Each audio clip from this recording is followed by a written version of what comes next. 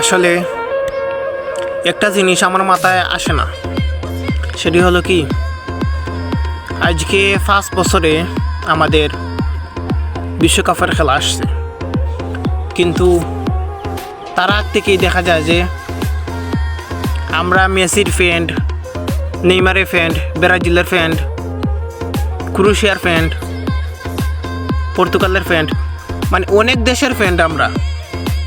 আমরা অনেকগুলো দেশ সাপোর্ট করি, আমরা ফ্রান্স এইগুলো সাপোর্ট করি, ঠিক আছে, সমস্যা নেই, সাপোর্ট করি, যার যে দল সাপোর্ট করুক, সমস্যা নেই, ভালো লাগতে পারে, কারণ আপনার খেলা লাগতে পারে। অবশ্যই আর্জেন্টিনার ব্রাজিলের খেলা অনেক সুন্দর, তাই বলে কি আমরা হচ্ছে যে ব্যানার বানাইতে হবে 5,000, 3,000, 4,000 টাকা দিয়ে আমরা ব্যানার বানাইতে হবে? আমরা আবার মুসলিম, আবার ওই দলের সাপোর্ট করার পরে আমরা এক মুসলিম ভাই আর এক মুসলিম ভাইকে আমরা পচাই, আমরা মজা করি নিয়ে, অথচ আমাদের লজ্জা নেই। আমরা বলি যে আফা 7 আপ খাইলেন, এই খাইলেন, সেই খাইলেন, ঠিক আছে, এইগুলা বলি। আর একটা জিনিস, যদি 10 টাকার ভিক্ষুক আসে আপনার কাছে হাত বাড়ায়, তখন কিন্তু আপনি আপনার কাছে টাকা থাকা সত্ত্বেও আপনি কিন্তু 10 টাকা 5 টাকা দেন না, তাদেরকে ফিরিয়ে দেন। আর অথচ আপনি তাদের ফ্যান, তাদের জন্য ব্যানার বানান 3,000, 4,000 টাকা করছি। আপনার তো লজ্জা হওয়া উচিত, তাই না?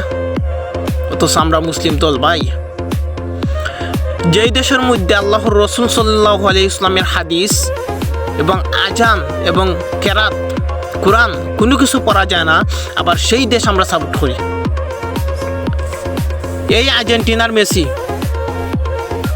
ফিলিস্তিনের বিপক্ষে বলেছিল, হাততালি দিচ্ছিল, কিন্তু অথচ আমরা মুসলিম, আমাদের ভাই বোনদেরকে শেষ করে দিচ্ছে ওরা, কিন্তু তারপরে আমরা ওই দলগুলো সাপোর্ট করছি।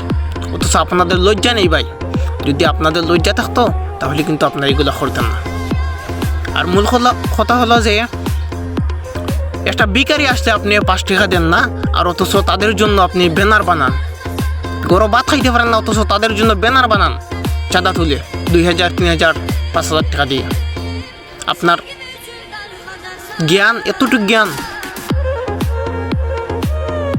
আপনার তো বুঝে উচিত যে আমরা কি, আমরা মুসলিম, আমরা 5 ওয়াক্ত নামাজ পড়ব, আল্লাহ রাব্বুল আলামিন জিকির করব, ইবাদত করব, রাসূলুল্লাহ সাল্লাল্লাহু আলাইহি ওয়াসাল্লামের হাদিস অনুসরণ করব।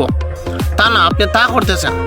খেলা দেখেন, সমস্যা নাই, আমরা সবাই খেলা দেখি, খেলা ভালো লাগতে পারে, তাই বলি কি ওইগুলা করা লাগবে?